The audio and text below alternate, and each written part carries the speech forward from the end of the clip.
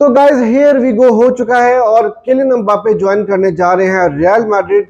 और मैड्रिड को अभी चैंपियंस लीग जीते हुए 24 घंटे भी नहीं हुए थे कि फैब्रिजियो रोमानो ने ये न्यूज़ दे दी कि सारे डॉक्यूमेंट साइन हो चुके हैं और किलियन एम्बापे रियल मैड्रिड को ज्वाइन करने वाले हैं और नेक्स्ट वीक में इसकी ऑफिशियल अनाउंसमेंट भी हो जाएगी। और अगर आप को 2005 की गैलेक्टिकोस की टीम याद हो रियल मैड्रिड की, जिसमें Zidane, Raul, Beckham, van Nistelrooy और रोबर्टो कार्लोस, फिगो और पता नहीं यार कौन कौन सा नाम आप उस एरा का देखो, R9। तो भाई उस वो ही टीम अगर इस एरा की देखी जाए बात, तो इस वक्त जो बड़े बड़े नाम है वो सारे के सारे आपको रियल मैड्रिड में खेलते हुए नजर आएंगे। और रियल मैड्रिड भाई एक ड्रीम टीम फॉर्म करने के लिए जा रही है और भाई क्यों ना करें। देखो ये होती है मैनेजमेंट मास्टर क्लास, जिसके ऊपर ज़्यादा बात नहीं होती। बात होती है कि भाई प्लेयर्स ने ये कर दिया, रोनाल्डो ने 50 गोल मार दिए, विनी जूनियर ने ये कर दिया, क्रूस ने वो कर दिया। और फिर उसके बाद अगर थोड़ा बहुत क्रेडिट किसी को मिल जाता है तो वो मैनेजर को मिल जाता है कि भाई एंसेलोटी ने 5 चैंपियंस लीग जीत ली, पेप गार्डियोला ने ये कर लिया, मोरिनियो ने ये कर लिया। लेकिन यार कोई भी बात नहीं करता कि पेरेज ने क्या कुछ किया इस क्लब के लिए। भाई मैनेजमेंट मास्टर क्लास है और जिस तरह से पापा पेरेज ने ये क्लब चलाया है, जिस तरह से मैनेज किया, भाई hats off to him. He is a GOAT president. मैं हमेशा ये बात करता हूँ कि ही इज़ अ गोट प्रेसिडेंट। और देखो रियल मैड्रिड इस वक्त टॉप के ऊपर है और जब तक पेरेज इस क्लब को लीड कर रहे हैं एज अ प्रेसिडेंट, तो ये क्लब जो है वो अपना मकाम इसी इसी लेवल के ऊपर ही रखेगा।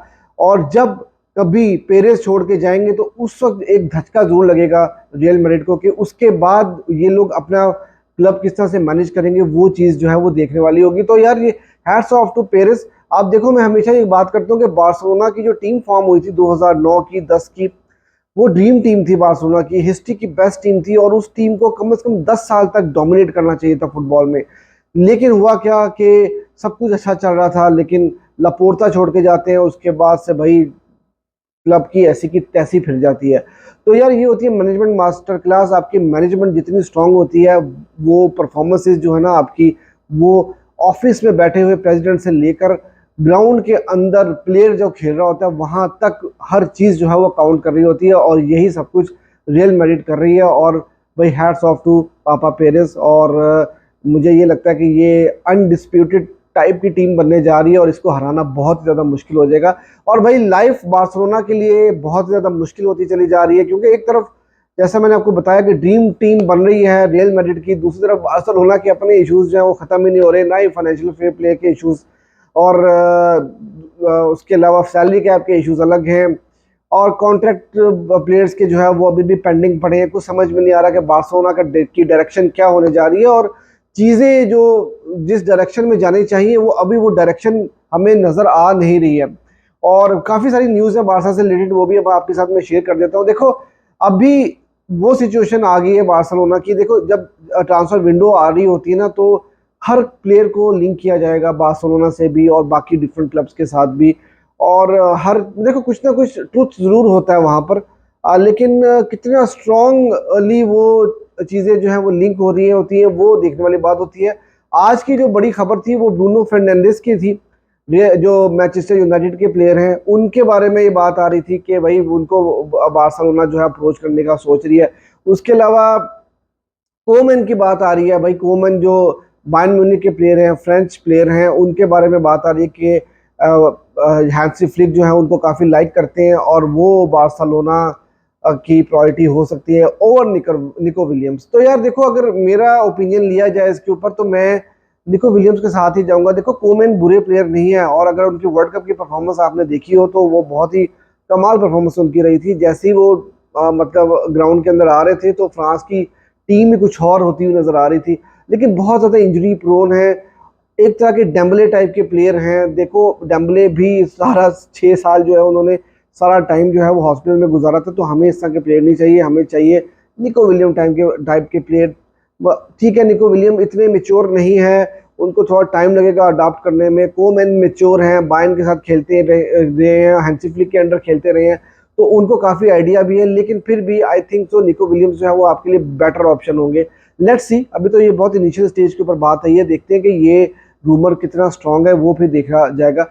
ब्रूनो फर्नांडिस की जो खबर आई है, ये पिछले ट्रांसफर विंडो में भी उनकी खबर आ रही थी। मुझे नहीं पता कि ये कितनी इसमें कितना जो है वो सच्चाई है।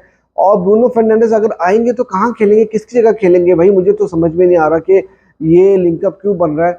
और ब्रूनो फर्नांडिस अगर आते भी हैं तो क्या फ्रैंकी डियोंग रहेंगे बारसा के साथ, क्या किमिच की वाली जो स्टोरी चल रही है क्या वो रहेगी, क्या पैड्री छोड़ के जाएंगे, क्या होगा भाई, समझ में नहीं आ रहा कि ब्रूनो फर्नांडिस कहाँ पर आके खेलेंगे। तो ये अभी न्यूज़ चल रही है कुछ हल्की फुल्की सी, तो देखते हैं कि कहाँ पर जाकर जो है वो बात खत्म होती है। इसके अलावा यार मैं आपको फ्रैंकी डियोंग के बारे में खबर दे दूं और अरोहो के बारे में न्यूज़ दे दूं, बहुत ही इंपॉर्टेंट न्यूज़ है। देखो फ्रैंकी डियोंग से भी पूछा गया तो उन्होंने कहा कि भाई मैं यहाँ पे बहुत ज़्यादा खुश हूँ, और अरोहो के बारे में भी बात हुई तो उन्होंने भी बोला कि मेरा 2026 तक जो है वो कॉन्ट्रैक्ट वैलिड है। लेकिन दोनों प्लेयर्स का प्रॉब्लम ये है कि अगर दोनों को रुकना है बारसा में तो उनको बारसा ने ऑलरेडी डील दी हुई है। मैं हमेशा हर वीडियो में आपको ये बात बताता हूँ, और नया कॉन्ट्रैक्ट उनको दिया हुआ है और दोनों को जो है वो कॉन्ट्रैक्ट साइन करना होगा। और फ्रैंकी डियोंग का तो बहुत ही इंपॉर्टेंट है क्योंकि उनकी सैलरी थोड़ी सी एडजस्ट की जाएगी, और उसकी वजह से बार्सिलोना के जो फाइनेंशियल जो प्रॉब्लम्स चल रहे हैं, जो सैलरी कैप के इश्यूज चल रहे हैं, वो कहीं ना कहीं थोड़े बहुत सेटल डाउन होते हुए नजर आएंगे आपको। तो ये दोनों चीज़ें बहुत इंपॉर्टेंट है। दोनों को जो है कॉन्ट्रैक्ट दिया हुआ है, दोनों को अब कॉन्ट्रैक्ट रिन्यूअल साइन करना होगा, अदरवाइज चीज़ें जो है मुश्किल होगी। लेकिन कोच का ट्रस्ट जो है, नए कोच का ट्रस्ट जो है वो इन दोनों प्लेयर्स के ऊपर है। तो मतलब अब देखना होगा कि भाई ये कहाँ तक बात जाती है, क्योंकि अरोहो जो है वो अब कोपा अमेरिका के ऊपर काफ़ी फोकस कर रहे हैं, उसके बाद वो जो है कुछ डिसीजन लेंगे। और फ्रैंकी डियोंग भी यूरो के ऊपर जो है वो थोड़ा फोकस उनका रहेगा, लेकिन फ्रैंकी डियोंग की इंजरी का जो प्रॉब्लम है वो देखेंगे कि भैया फ्रैंकी डियोंग जो है वो उनकी इंजरी कितनी स्वेयर है, और अगर वो खेलते हैं नीदरलैंड्स की तरफ से तो क्या उनकी इंजरी जो है वो फिर से जो है वो पुरानी उस स्टेट में तो नहीं चली जाएगी। तो वो सारी चीज़ें जो है वो असेस की जाएंगी। इसके अलावा यह कैंसिलो और फिलिक्स का बारे में खबर आ रही है कि हैंसी फ्लिक उन दोनों को रखना चाहते हैं लेकिन लोन के ऊपर। और फिलिक्स के बारे में तो ये न्यूज़ आ रही है कि हैंसी फ्लिक समझते हैं कि चावी ने उनके पोटेंशियल के ऊपर उनको यूटिलाइज नहीं किया, वो बहुत की प्लेयर्स हो सकते हैं हैंसी फ्लिक के सिस्टम में।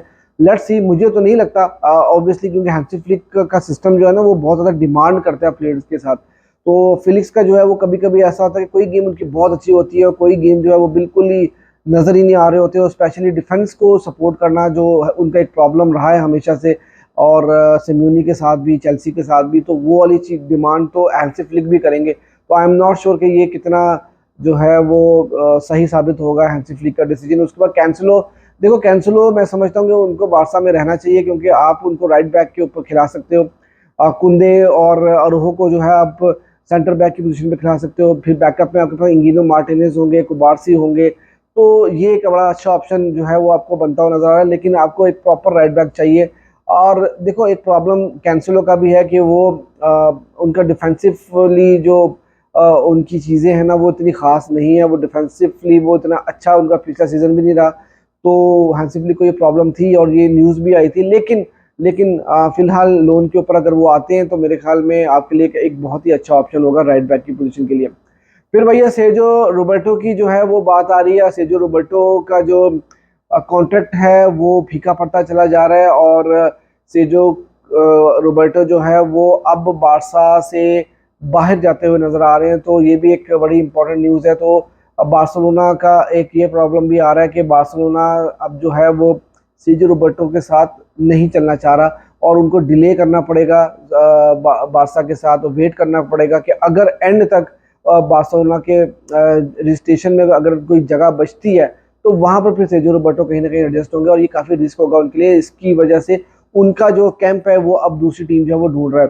फिर आपको एक और बड़ी न्यूज़ दे दूं कि गुडू रोड्रिगास की खबर आ रही है। उसके बारे में ये बात हो रही है कि भाई उनका जो साथ जो प्री कॉन्टेक्ट हुआ था बारसा का, वो अब बार्सिलोना इंटरेस्टेड नहीं है उनके साथ आगे चलने में। और जावी गुरेरा का नाम आ रहा है, जो कि मेरे ख्याल से वलेंसिया के प्लेयर हैं, और उनको जो है अब फोकस किया जा रहा है साइन करने के लिए। तो ये सारी की सारी खबरें हैं यार। अब ये कितनी ज़्यादा इसमें सच्चाई है ये अब टाइम के साथ ही पता चलेगा।